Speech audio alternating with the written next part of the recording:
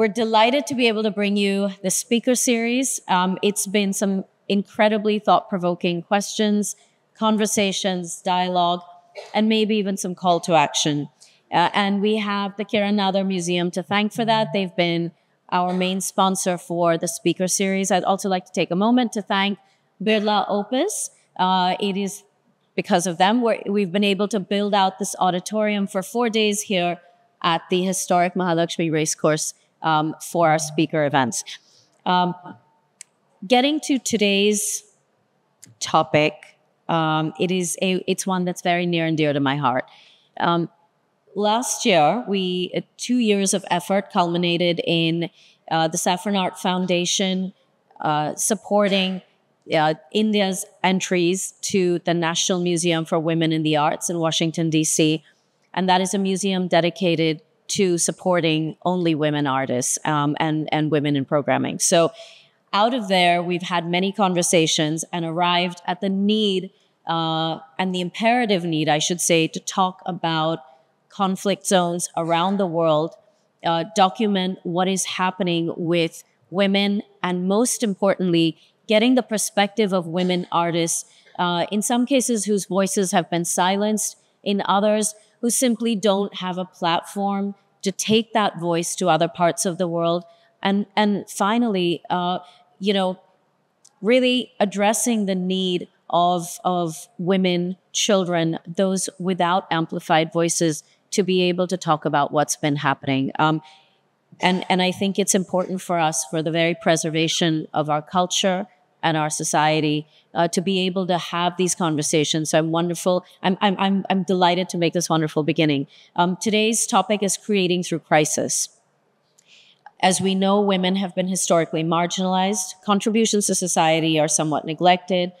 Women have been excluded from historical records.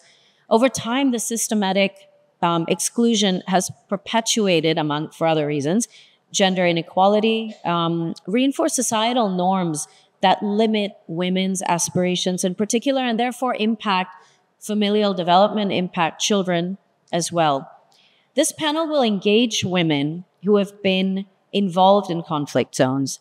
It will shed light on the immense contributions of women who've been working in this area, addressing some of the challenges of gender norms and looking at fostering a more equitable society over time. I realize this is a drop in the bucket, but we have to begin somewhere.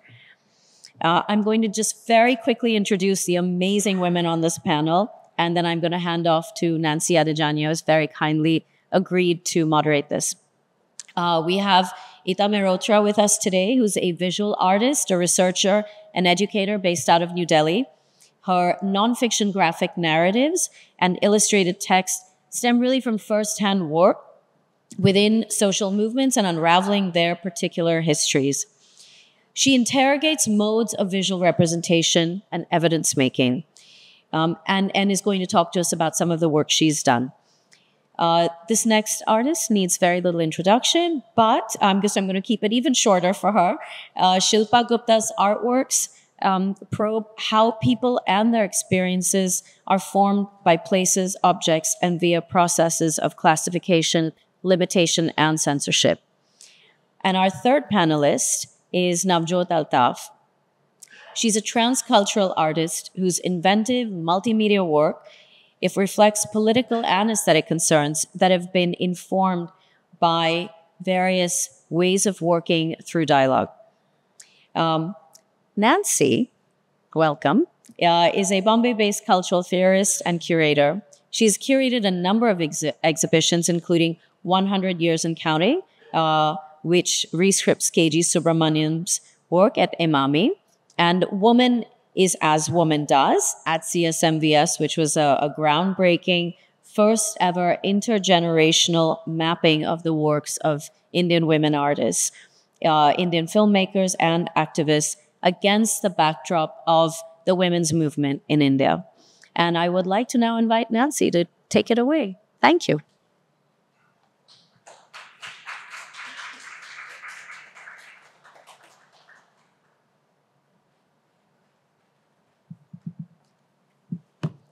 Good evening. And thank you for being such a patient audience. Meenal, thank you. And Zoya, thank you as well for inviting me to chair this panel on women artists and conflict zones. We have an intergenerational panel this afternoon. Navjot Altaf, Shilpa Gupta, and Ita Mehrotra, three very feisty women artists who have crafted distinctive languages of critique to resist power structures and to express solidarity with the marginalized and the vulnerable. Here's the roadmap for this session. Each of us will make a short presentation, after which we will go into a conversation. Can I have the first slide, please?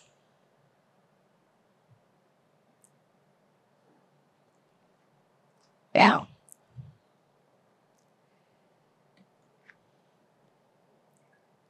Thank you. Globally, conflict zones are legacies of colonialism, World War II, and the US-led war of the 1990s and early 2000s. From the default male perspective of policy and diplomacy, they are seen as the unfinished business of territorial wars, the great games of empire building, and the divide and rule policies of the powers of the global north.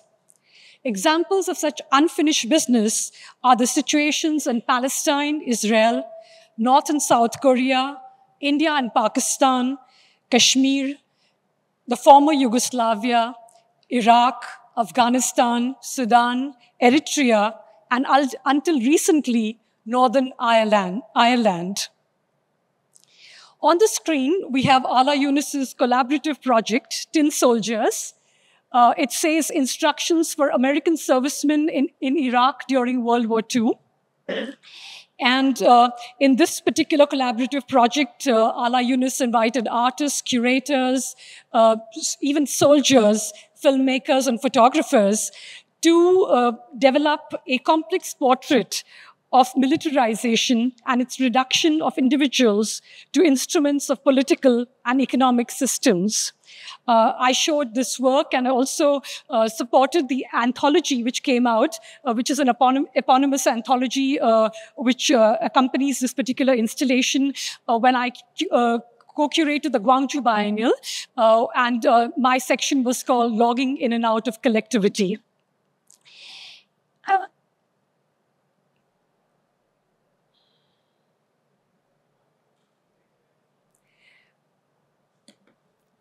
For women, life in a conflict zone is experienced as trauma, the routine trauma of trying to shape the normal experience in areas that have suffered partition, are trampled by occupation, or have been reduced to anarchy by low-intensity warfare. In my presentation, I will focus mainly on women artists who live in conflict zones, who essay the courageous roles of witness, partisan, empath, critical insider, and the voice to the outside world. Importantly, they assert the agency to represent the people and the situation as they themselves would wish, rather than being subordinated to a dominant, flattening narrative. In the Gwangju Biennial, I showed the works of several women artists from ex-Yugoslavia, which was a former member of the non-alignment movement, a constellation of newly decolonized nations of the 50s and 60s, along with India, Egypt, Indonesia, and Ghana. Like Nehru in India, Yugoslavia's Tito had tried to promote unity in diversity with an allegiance to nation placed over individual ethnic commitments. Both leaders enjoyed different and short-lived degrees of success in this particular area. Sela Kamerish was in her late teens during the siege of Sarajevo, which took place between 1992 and 1996. It was the longest siege in modern history, which killed thousands of people. The term ethnic cleansing gained wide currency because of the inhuman violence engineered by Serbian ethno-nationalists against Bosnian Muslims. This billboard-sized photograph Bosnian Girl, made by Kamerish in 2003, is a historic work that will forever shame those who failed to protect the defenseless during the meltdown of former Yugoslavia in the early 1990s. A model appears on the billboard with filthy insults scrawled all over her body, based on the actual graffiti left behind by a soldier in the Dutch army unit that could have saved 7,000 Bosnian Muslims in the supposed sanctuary of Srebrenica from Serbian aggressors, but failed to do so.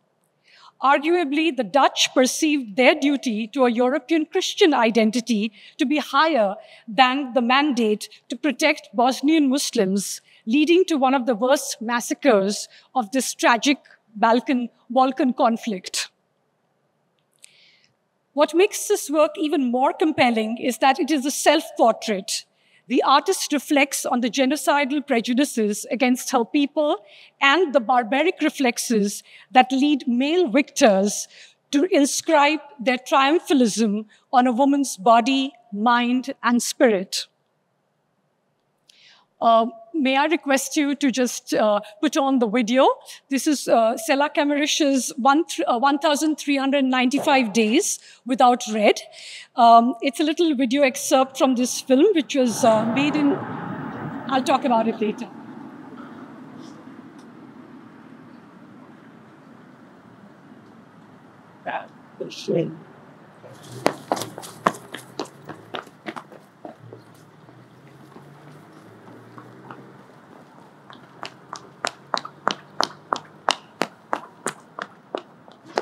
Now it's it. Go ahead.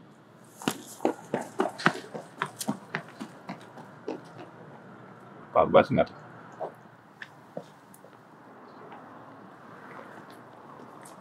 This part is. Chip.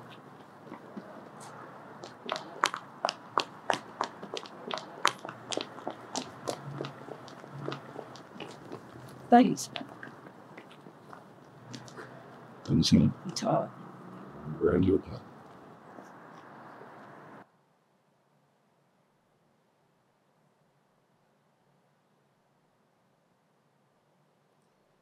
Thank you. Can I have the lights on, please? Yeah. So this is Kemerish's work, 1,395 Days Without Red, made in 2011. And it revisits the siege of Sarajevo, during which people were forced to stop wearing bright colors, especially the red color, to escape the lethal snipers. And the film dramatizes the radically dehumanizing effects of war when even the simple act of crossing a street becomes fraught with danger. So not just a fear in everyday life in such politically sensitive situations, but fear as everyday. And I'd now like to just show. Can we go back to the PPT? Thank you so much. Sarajevo brings to mind the complete siege of Gaza and even more stringent regulations in heavily militarized Kashmir after the abrogation of Article 370, which had granted it a measure of autonomy. I'm sharing two images by the Pulitzer Prize-winning Srinagar-based photojournalist, Sana Irshad Mattu, who wasn't allowed to travel to New York by the authorities to receive her award. Can I have the lights on, please? Thank you. Both images record the crisis of the moment, yet feel very intimate and intense. Here is a critical insider's perspective, which transforms the cliches of conflict zones into something visceral, up close, and personal. A Kashmiri woman consoles a girl whose cousin, Amir, a BSc student, fell to a police bullet during street clashes on 15th April 2018. The extreme close-up intensifies the girl's grief. Renouncing the male photographer's ambitious hunt for the rare photographic moment, Sana prefers to spend time gaining the trust of her people, and represents the predicament from their perspective.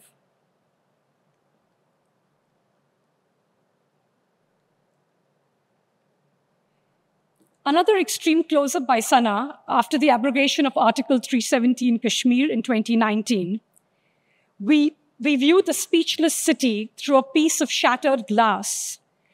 The glass has cracked irrevocably, but its web of filaments holds strong, like deranged, undefeated hope.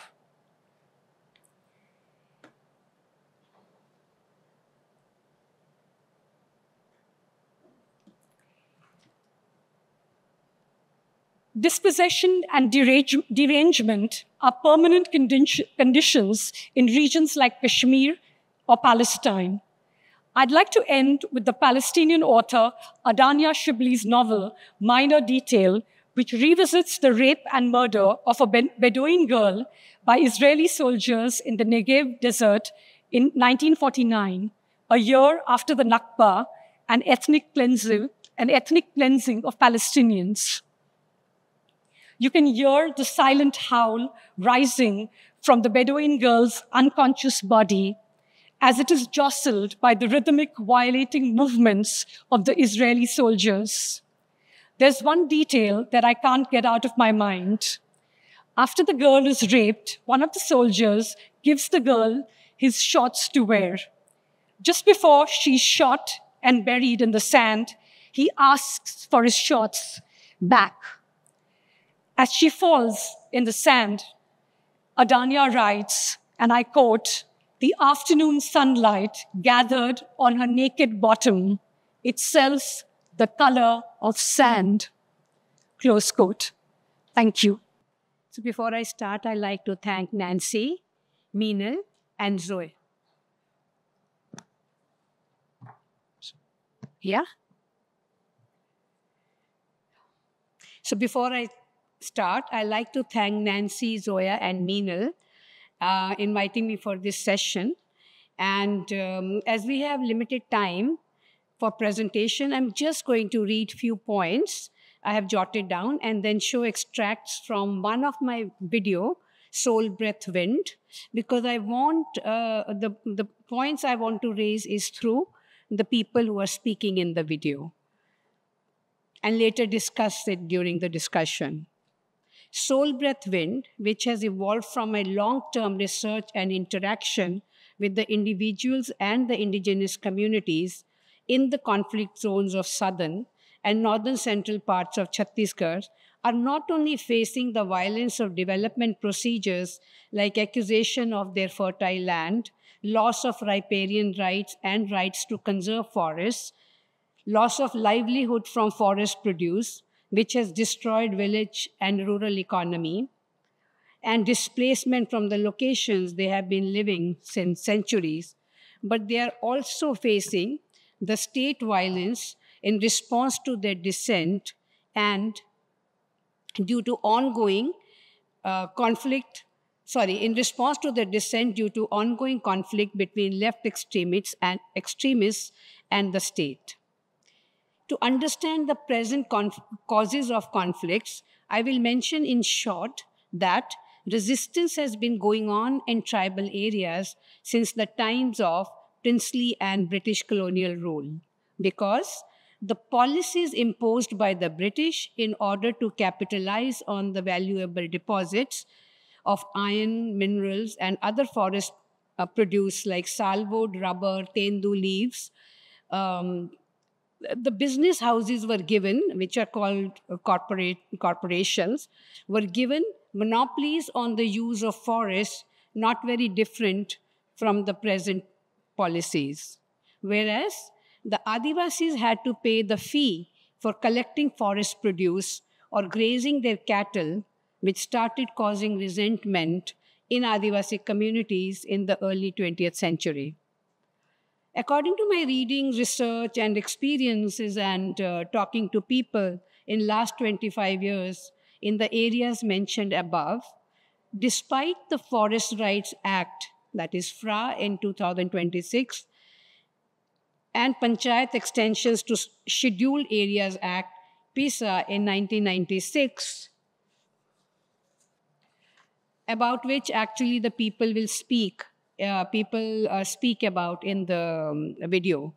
And so in short, I would say that the local inhabitants at day-to-day level have been feeling terribly threatened to their cultural identity, as well as are intimidated both physically and psychologically by the presence of different police forces, including paramilitary force deployed by the state, especially in southern parts. But the resistance has continued, and I stand in solidarity with them. Resistance is a legitimate strategy when it is in accordance with law and could lead to change current laws and line of thinking of maybe some of the authorities to benefit the resistance and the society in large and the coming generations. Because in the history of resistance, we have seen the evidences. So can we see the, can you project the film, please?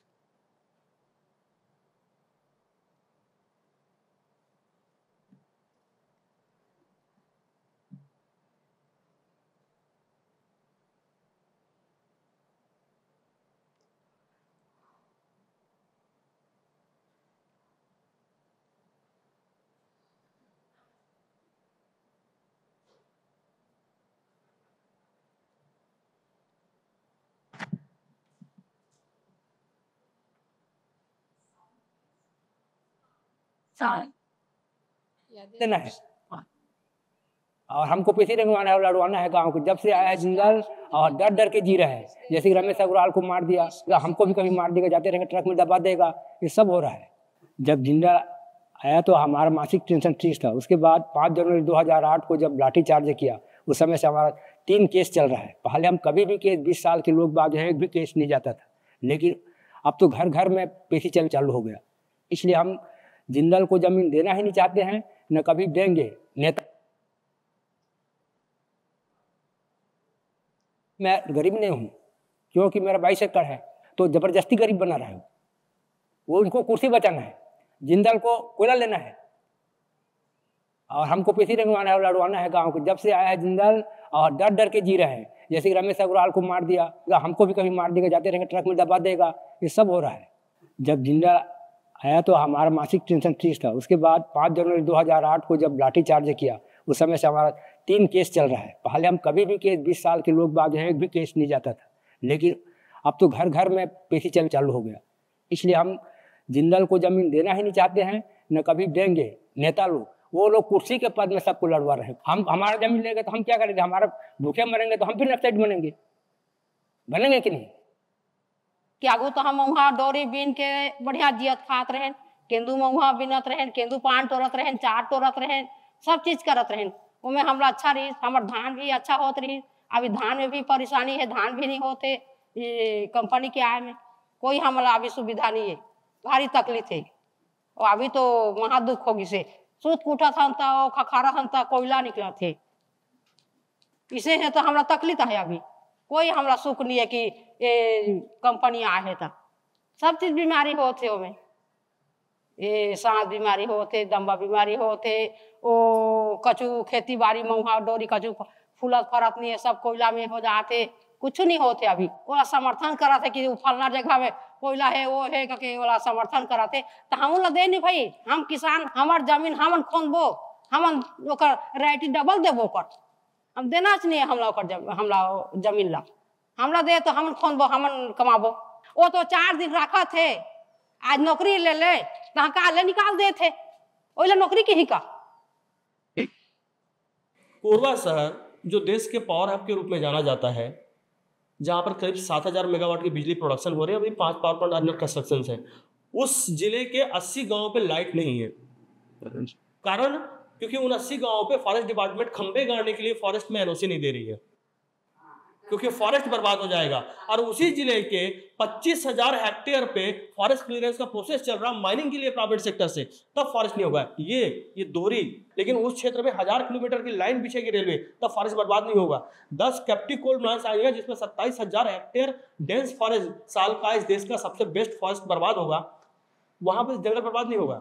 लेकिन अगर 80 गांव के लिए 80 तो खंभे गड़ेंगे तो forest बर्बाद हो जाएगा। गांव का अर्थव्यवस्था खेती पे थे, वनोपज पे थी, जो आज पूर्ण रूप से खत्म हो चुका है। जो जंगल में पहले क्या रहते थे, पेड़ पौधे रहते थे, पशु पक्षी रहते थे, जानवर रहते थे। मनुष्य और पेड़ पौधे और जंगल जानवर एक दूसरे के पूरक हैं। फूट डालो राज करो, ये अंग्रेजों की नीति थी। अंग्रेज लोग लार्ड मैकाले को भेजे कि इनको गुलाम कर दो हिंदुस्तानियों को। कैसे गुलाम करोगे? इनकी पूरा शिक्षा व्यवस्था को आमूल चूल आप परिवर्तन कर दो। लेकिन ये डाकू को आप देखिए, किसान थे, उसको मजदूर बना दिए आपने, नौकर बना दिए आप। इससे बड़ी बदतर स्थिति क्या होगी? आवाज को दबा दिया जाता है। को नौकरी देने के लिए आज 28 साल से लोगों को परेशान किया जा रहा है। प्रशासन को ये लोग आगे करके गांव वाले के साथ में ऐसा भिड़ंत करा देते हैं कि प्रशासन मजबूरी में लोग को गोली चला देती है। आज जमीन दो नहीं तो गोली खाओ। किसान यहाँ भयभीत हैं, लोग अपने अधिकारियों के लिए बोल नहीं पा रहे हैं। अंग्रेजों से ज्यादा बदतर स्थिति ये लोग का है। हमको भी कहा गया तुम लोग नेतागिरी मत करो, ऐसा मत करो, वैसा मत करो। हम अपने अधिकार के लिए लड़ रहे हैं, लड़ते रहेंगे। ये तो शुक्र मनाइए कि यहाँ नक्सलाइट नहीं है। कल वो भी दिन आ जाएगा कि यहाँ बंदूक उठाएंगे और गोली चलेगी अधिकार के लिए। मुट्ठी भर लोग इस देश को खा रहे हैं। बिरसा मुंडा आदिवासी वर्ग से, सभी वर्ग से आज आज़ादी के लिए लड़ाई लड़े वो लोग, और आज उसका फायदा ये चोर लोग उठा रहे हैं। मॉडर्न डाकू हैं। जहाँ तक मेरा जानकारी में है 500 एकड़ में हम लोग का मलगांव, सुआ भोड़ी, चैनपुर, झींगटपुर, इतने में 500 एकड़ में बांध था, बहुत बड़ा डैम। 12 माह हमारे यहाँ खेती होता था और कहा जाए सब किसान संपन्न थे। आज कोयला खदान बदे देहिन ऐसी अल्लाह जमीन तो हमला दुदकार देहिस, अब घर ले बेघर कर देहिस। हमर पुरखा के जमीन है, बस वही हमर सबूत है। बचपन से रहन ता यहाँ पूरा सराई उराई पेड़ रही, जंगल टाइप के रही। एक कारण है हमारा कोई पुरखा दूसरे जगह बदल नहीं है। जब के हम पैदा हुए, पिताजी पैदा हुए, नाना दादा पैदा हुए, यहीं से हुए। न खेत में अनाज हुआ थे, न कुआं में पानी नहीं है, न लाइट नहीं है, कुछ नहीं है साधन। बस इसने कूड़ा राम भगवान मन बनवास गए, किसने बनवास कटाइए मन।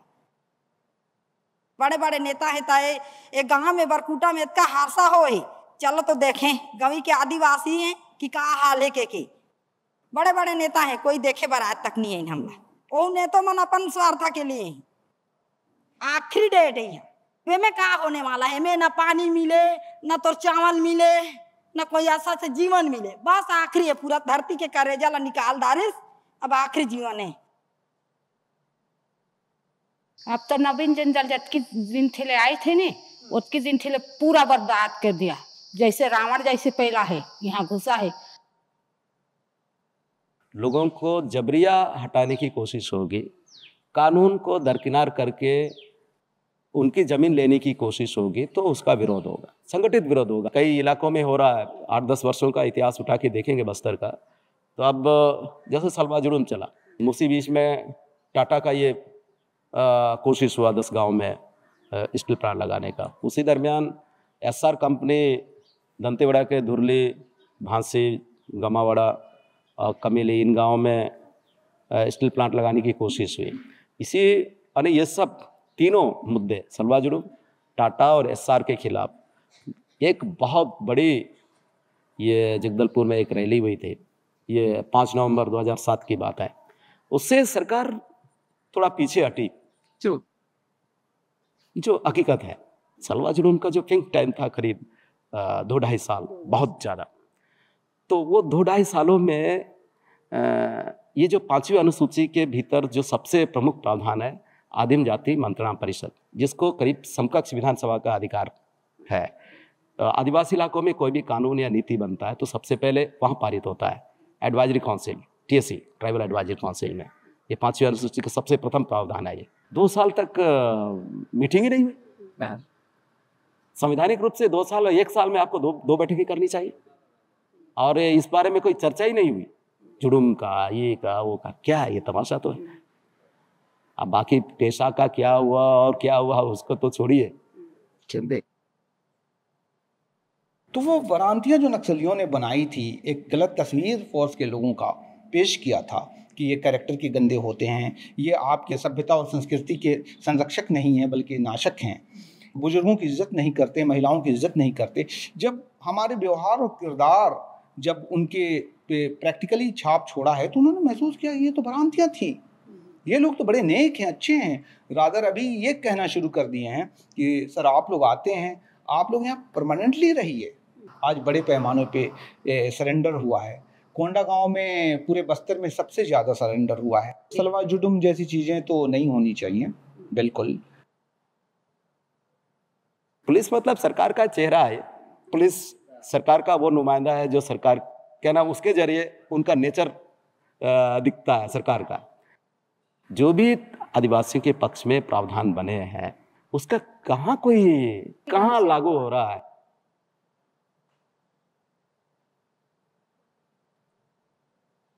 Thank you.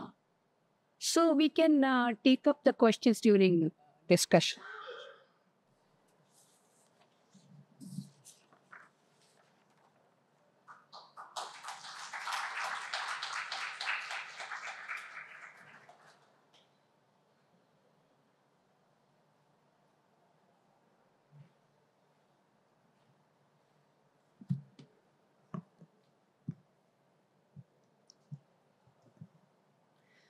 Thank you, Nancy, and thank you, Minal and Zoya, for having me here, and thank you all for being here. It's sometime during the COVID-19 lockdown, when it was ending, that this government reactivated and accelerated its project of rampant extractivism in forest areas. And at that point, the coverage of news with regards to extractivism was covered up, as happens often in mainstream media, by the glories of what development are projected to be, and washed over by things like carbon trading, the G20 summit. We're sitting right now when there's another COP29 summit happening. And these washed over what it actually means to think of extractivism on ground and its implications to forest-dwelling communities. At that point, I began to ask questions for not just what it is that's happening vis-a-vis the government, but what its implications are for me as a citizen, as an artist, as somebody who wants to know in ways that are not being allowed to be accessible by the government and mainstream media. So it's during that time that I also started going into one particular community on the foothills of Uttarakhand, which are the Van Gujars. They're traditionally nomadic, forest-dwelling buffalo herders. And it's through years of now, about 3 years of drawing and walking along with the buffaloes. The buffaloes are the main leaders of the pack, and behind them, people walk, and walking with them, trying to understand what it means, not just extractivism, but also conservation that is top-down, conservation through creating national parks that disenfranchise communities who actually are, for hundreds of years, been present, living sustainably, with not just the trees, but also with animals. So it's through walks and through drawing that work slowly comes together. And if I could just play the presentation. Yeah. So this is right where this summer, when actually the forest fires through Uttarakhand mean not just the death of trees across forests, but also buffaloes within the Van Gujars who are able to stay within the forests despite rehabilitation and pushing out because of national parks. There's still a few hundred families that have withstood this move and continue to dwell within the forest.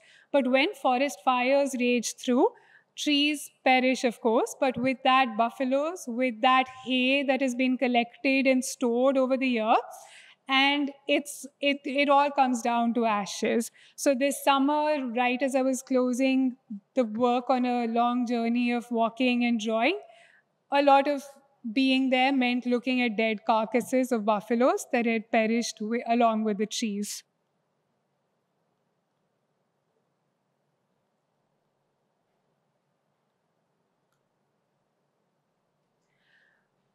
While the move to rehabilitate the Van Gujars has been carrying on for the past 25 years or so, those families that have resisted continue to dwell in homes that can, as they say, as one of the women who lives within the family still in the forests around Rajaji National Park, she said, if we were to move overnight, you would never know. Our homes are built of the mud and soil that surrounds the home. The roofs are from thatch that's from the trees that surround our home. When we used to move much more, there was no remnants left to know that we were in a certain place.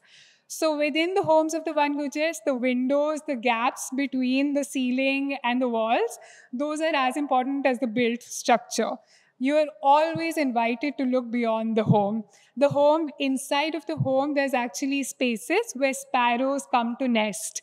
And when the Van Gujar women, the women who are the architects, when they build the home, they actually leave these gaps and spaces for birds to come and nest. So it isn't that they are just coming in, the homes are built for the birds as well.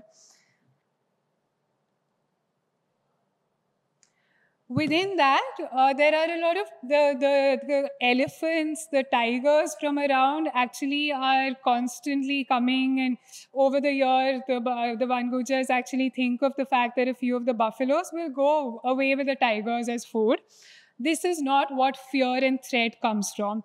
What is feared is the janglat, that is the forest department, and I think some of this work speaks to what Navjot was talking about and her film, because the forest department is overnight turned this population, as other forest dwelling communities, into encroachers. Their knowledge, the wisdom of being able to live sustainably is suddenly thought of as what needs to be removed for the national parks to have pristine nature where we can then go in and have the sense of discovery. How odd it would be to go into a national park and to have the Van Gujars washing their, buffaloes and sitting around as if this was home. How odd it would be for a Delhiite who was to fly down and discover pristine nature where human habitation is far away. They have no place in that agenda of conservation. So within that space, while drinking, of course, copious amounts of tea with the Gojri milk, and the buffaloes are not just any buffaloes, they're buffaloes who walk. They're buffaloes who are the special breed of Gojri cattle who need to walk. They have to walk. So during those, the conversation of what is actually threatening becomes doubly, vital to have, because actually the threat of animals is not what is talked of as fear. And here one of the women, Noor Jahan, sitting in the home that she built, she talks to me of the fact that the deras used to be much bigger, the deras, the dwellings within the forest. And when they were bigger, when there were many more Van Gujar families within, the animals were actually more in number. As they've been shifted out, there has been a decrease of the population of elephants that are around, the deer that are around. And so who it is that is the encroacher, and who it is that the forest department is actually, benefiting is very, very clear and evident to the few hundreds who still remain within the forest. During the lockdown itself, when the few hundreds were still living within the forest, were making ends meet somehow as milk sales dropped, Noor Jahan also related that the forest department came in that period and broke her homes down, dragged the women out by their hair, and put a case against them as being encroachers who need to move out during this time when anyway earning through milk sales was difficult. So this is again where the silencing of media attention becomes very critical to examine as a way in which we do not know. We do not come to know what's happening on ground with communities who persist, and their everyday resistance is to continue to live within the forest. in that space of dwelling within forests, what women also talked about, and this is sitting in a corridor, which is an elephant corridor, and we're sitting, having gone to collect fodder with the women, and coming out of that, just as the space for where the elephants are, we move a little away from elephant territory, the women talk about what education would have meant. It isn't all conversation that is essentializing what living in forests is and talking about only the good parts about this. They say they want education. They say they want healthcare, but education that can be within their own language. Why can't learning be in Gojri? Why do their children have to go to schools in Dehradun, where they feel that learning in Hindi and English pushes them away from the language that they know, pushes them away from knowledge that is within Gojri? So these are not conversations that they don't think about. It isn't black and white either. When rehabilitation happens, as is a forced move to control people and control land, as we're seeing in genocide in Palestine today, when rehabilitation happens, it isn't a way to give people a new life that is richer and that is more fruitful or that has more opportunity. When Van Gujars have been moved out from their forest dwelling ways of living, they've been moved to small patches of land which is controlled. It is a method to regulate life and to regulate people. They are transformed overnight from being forest dwellers and nomadic to having to learn agriculture that was never theirs. Their Gojri buffaloes, which cannot walk, cannot live. They buy new kinds of buffaloes and learn a whole new equation of how to live with animals that was never theirs at all. The land, in turn, is cleared of forests and made into agriculture land so as to control people in this land who were actually forest dwellers. So trees are displaced and cut off, and forest dwelling communities are converted into farm labor.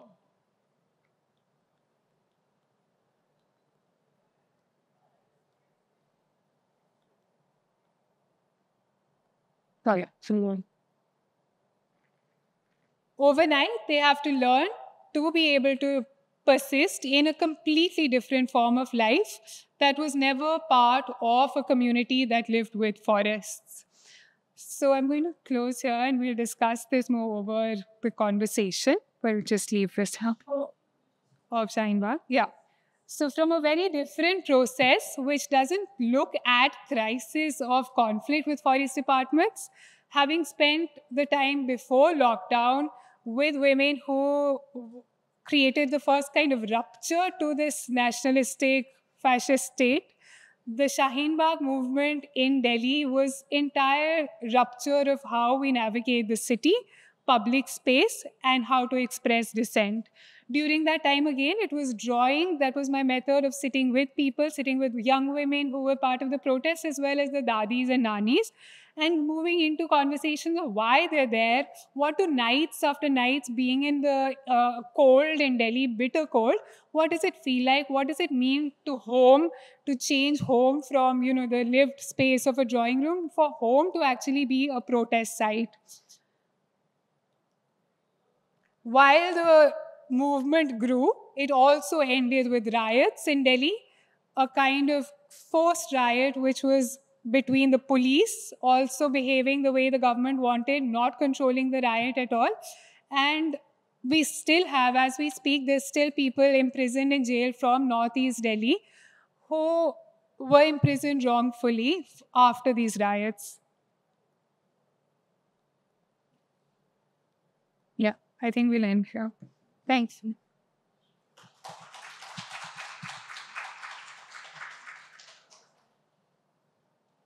Yeah, sure.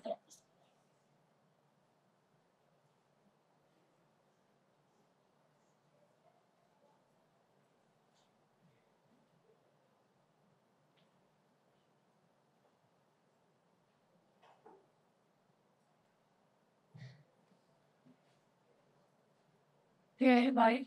To call to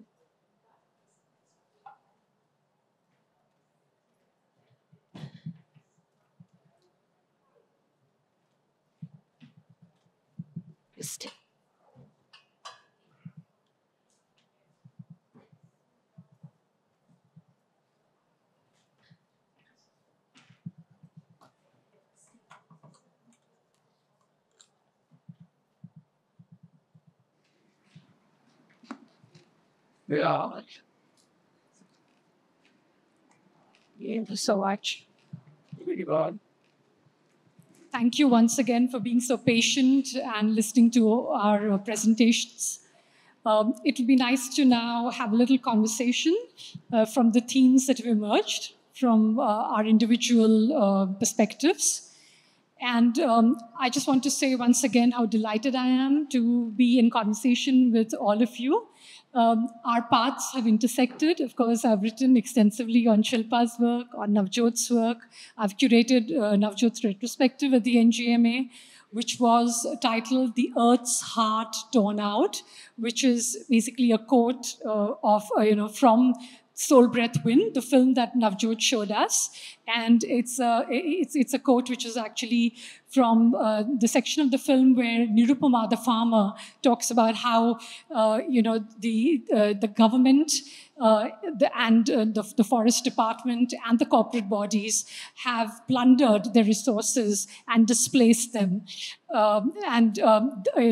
जैसे धरती का कलेजा निकाल दिया, scarring the earth. And Ita was also there in my show, Woman is as Woman Does, along with, of course, Shilpa and Navjot. So it's wonderful to have these crisscrossing concerns and also crisscrossing, philosophical and ethical values that we all share.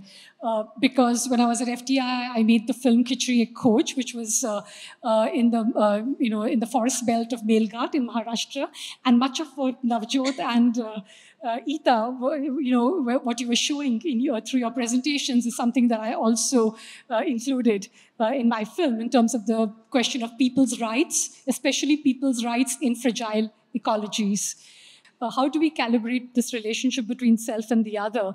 Not through binaries, but through what I have called the politics of adjacencies, which is that you speak near somebody else. And in a way, perhaps, Ita, you could, intervene here, because when I read your graphic novels, you're often sitting, alongside, the activists, whether they're ecological or political activists, and you're talking to them in a very intimate manner. And there's also you there in those, spatial frames that make up the novel. So could you talk about this relationship of adjacencies? Yeah, thank you. And I think that intimacy actually is very much part of the framework for talking to women. I'm very interested in talking to women, especially in communities where they might not be the ones speaking up even in political situations. So in the Van Guja community, for instance, it's men who are part of the resistance first. They are allowed to be able to go out of the house more. So to talk to the women meant being there at night. It meant after their day's work is over and we're sitting by the fire, after the cooking is over, after the buffaloes have been cleaned and put away, then we can talk. So I think that sense of space, and I like the idea of witnessing, of being able to see, but also being within the landscape. And within a lot of this, as with Shaheen Bagh as well, I think it's very enveloping. It's not just one instance or one part of a conversation. The landscape as well is telling me what's happening. The fact that there are trees at one level and then moving to the rehabilitation and seeing that bare landscape of a community that's forest dwelling, trying to be able to attune to agriculture. It's witnessing and conversing with the changing terrain as well, or with the city that has been ruptured because of protest. And so a lot of that has to come into the narrative. And for me, the second part of your question of drawing coming into book and publication has been part of my politics in what happens with the infrastructure of artistic production, because it can travel, because I feel it has that much more of an ability to go back to spaces that it comes from. And parts of it become translated. So far, the entire book, as with Shaheen Bagh, hasn't, but I feel being in different languages, being able to have multiple copies of something is important. Thank you. And I was just thinking while you were talking, since we're talking about this politics of intimacy, so it's with the women activists, but it's also with the birds, the buffaloes, and especially when you talked about how the women the women from the Van Gujjar community are architects of their own homes, and they also create these spaces, these affordances, if I may call them, where birds can come and nestle, So, with that, I'd like to move to Navjot. You are, in a way, somebody who has been a pioneer in terms of initiating collaborative practices with the Adivasi artists in Bastar, and in fact, through your dialogue center, you have actually created this space, this affordance, where the artists can actually make use of the potential spaces for as a studio practice, as a space for activism, as a space for seminar. So, can you talk about what that journey has been for you? See, in my case, So in my case, I often think, or I've been thinking like that when one intervenes in a place which is unfamiliar, which is an unfamiliar zone, and where you have not, where you have not grown up in a culture that you are, where you're not born in a culture where you have intervened. So I personally feel that when I start analyzing my own intervention, and I start the way I interact with people and all, and how did it begin, and why I feel confident that the conversation is possible. And because when I went to Bastar, there were many questions about it, that, city person intervening in a place, because there are problems there, because the whole thing was about the possibilities and problematic of not collaboration so much, but even interaction and conversation with people from different, socio-political, economic, cultural backgrounds. So I think that my methodology, the way I work, has evolved from my interest in critical, reflection, and which has actually helped me. I used to read these things, this kind of terminology and all, but I understood the meaning, because what helps you when you have that perspective or approach, that it helps you to question or examine your own assumptions and understanding or preconditioning, of certain people. And also and I'm also I'm a person, I'm very interested in, listening and learning and getting challenged by the people whom I don't know.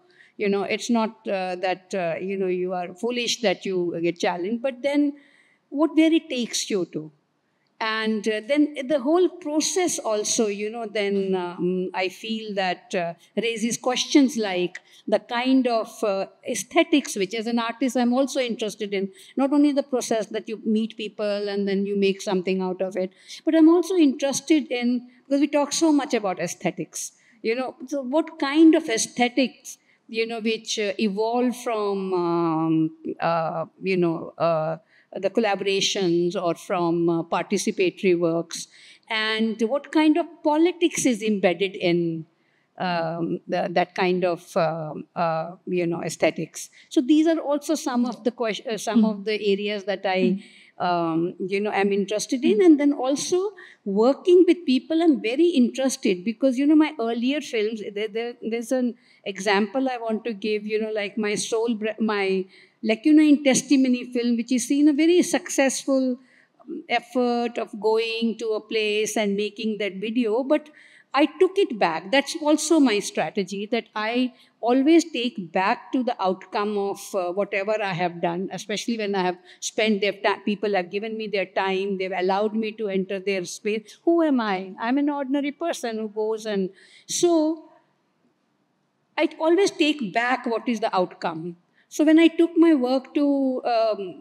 Gujarat after 2003 riots, they asked me, where are we? we had, you had talked to us, and where are we? So that actually left sort of, it was a thinking question in my mind. And I feel that people's voices, when we also in paintings and all, when we create a human figure, the human figure is not speaking, so it is accepted more easily. But the moment the very same person starts speaking, then in the mainstream or in the market, it's not that easily accepted. So my interests were also in that. So I always take my outcome back to people, and like to... Thank you, Navjot. So I just want to go back to what you spoke about in terms of lacuna and testimony. So lacuna and testimony was more of an abstract work versus trail of impunity. Which was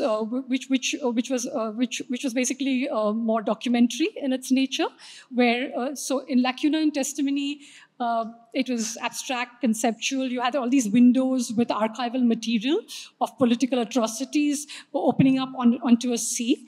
And in Trail of Impunity, you have Tista Setalvad, the activist who has fought against communalist forces and who has also risked imprisonment, along with Rupa Modi, whose son disappeared during the Gujarat pogrom. So it's interesting. I also like what you talked about. Almost 10 years later. But I like the idea about what you were saying in terms of critical reflection, which is that you're constantly questioning what you have done, and then from that learning that perhaps there are other ways of addressing an audience. Rita, while we were talking, I was also just thinking about your little booklet, for instance, which we showed in Woman Is As Woman Does. And, it was just like, being picked up all the time. We had to constantly sort of print it out. People loved it. And I remember your conversation with Sudesha, the Chipko activist. And Chipko was this very important ecological struggle of the early 70s. It was environmentalism from the of the poor, from the community of people who are living, who are forest dwellers. And they wanted to take back their forests from the janglat and the sarkar, as it were. And in your conversation with this Chipko activist, Sudesha, you talk about informal education versus formal education. So would you like to just elaborate more on that aspect? Yeah, I think the conversations with Sudesha, who's one of the earliest Chipko women leaders, was a way in which, for me also, it was to unlearn various things that we are taught formally about forest being resource and development being a way that infrastructure coming in is development. Whereas when walking with Sudesha in her fields, where it wasn't just fields where she would grow things, but where birds coming in and dropping seeds was a very big part of what was growing for her, and to leave fields wild. And that was the first time, I think, that I understood that for women like her to protect the land was part of what it meant to protect women itself, because to go out of the home, to be in the fields at night meant going against alcoholic husbands. And so this sense of what it means for women to protect the trees in Chipko was not just a move to protect the forest, but to as feminism from the ground up. And again, it was listening to conversations like that, taking her into local schools around her village and saying, to sing the songs that you're singing for me, sing them to the children in the community school, in the schools there itself, because they are reading about the Chipko movement in the textbook. But they don't really associate their own elders as the ones who led this movement. And so over time, that has been part of my work, is to go into libraries and rural schools and to work with stories from communities itself in the school. And as children being young journalists and writers and readers, and something with circulation with books, I found that even with the Shaheen Bagh work, though I made it with an idea of it being older activists and university students, it's been rewarding to see how children from the age group of 12 to 14, 15 are reading the book. And for me, that's a bit of a revelation to say that young generation also, who's always glued onto YouTube, is actually interested in the other side. There is a lot of interest in wanting to know, but actually, even though there's a proliferation of ways to know, the narrative still remains dominantly single narratives. So to break through that, children are interested. They want to read different kinds of voices. And that age group that is going to, be entering universities, be entering the idea of thinking what they want to do with their lives, hitting that younger age group becomes a way that I think books can actually travel. And it's been exciting to see that happen. So again, just to annotate what Eeta was saying, which is, I think, a very important point to make, that when in moments of crises and conflict zones, when women, become part of the political mobilization against whatever political crises and ecological crisis, they also are then able to use that freedom to liberate themselves from domestic violence, from patriarchal oppression. So it becomes a kind of dual liberation, as Eeta was saying and as Sudesha was saying, that it's not just about taking part in a struggle. It also means that then they become more vocal about their own needs as women. And with that, I just wanted to, ask Navjot about when we showed Soul Breath Wind at the NGMA. I remember when we used to go, to the upper levels of the building, we would hear this kokering, sound, which actually percolated through this cutaway architecture of the NGMA. And Soul Breath Wind has this very polysemous kind of sonic landscape. Sound is very important. So on the one hand, we heard all these, the Adivasi community members talking about their rights and the activists, and there was a certain tonality, a certain pitch. But when you look at the film, there are other levels of, sonic register. And one of those sonic registers was this kokering sound, which is absolutely visceral and piercing. And it does something to your body. It almost shakes you up. Each time, because it's on a loop, especially during the retrospective. Yeah. So would you like to talk about also how, when you're making your artwork, when it comes to representing different voices, it's not just about that single pitch. There are many truths and there are many stories, of course, but even how maneuvering the sonic landscape is very important. See, when I went to Gujarat in 2003 to Ahmedabad, and I visited people, I did not carry any tape record, nothing, but many visits, they felt that I could record. But when I came back, I couldn't really, when I was hearing, I said, do I want people to hear this? So it was there in the exhibition space, but separately, those who were interested wanted to know about it, they could hear. But the sound which I included in the film was a sound which I myself discovered when I came back and I was listening to those testimonies. There was a child, because when I went to one of the camps, it was a school which was converted into a camp. So there were children who were playing a game of police. So it came to my mind, imagine the police, which has caused so much of oppression and pain to them, the children wanted to. So it was a question of power relationship and all that, but children are innocent. So after I heard those hours and hours of interviews, there was this sound of, so I came and because children are playing with the lathi or a danda. So I used that sound. I thought that was saying everything about the power relation, because that was also, the rights are also about where somebody feels that, one community feels that we can do this to another. It's also a question of hierarchy or whatever, where one person can think that it can harm the other. So whatever. So that was one, and same with Soul Breath Wind. So when I used part of kokering, I remember I was very nervous because using that, because normally when you use that kind of, or you include that in the video, people can say, oh, exotic. There are so many pressures on artists also. You know, there's such loaded words that one has to sometimes deal with. You just need to explain what Kokoring is. So, Kokoring is I now call it, because we are now making a book on it after many years of our research. Kokoring is I call it now a epic which is in a poem form, because song is very, very, very long, and it is sung by people, by the community people, by the and actually the performers only sing. And this is a kind of festival and a ritual which is performed after the harvest, when people have little time and they visit from one place to another.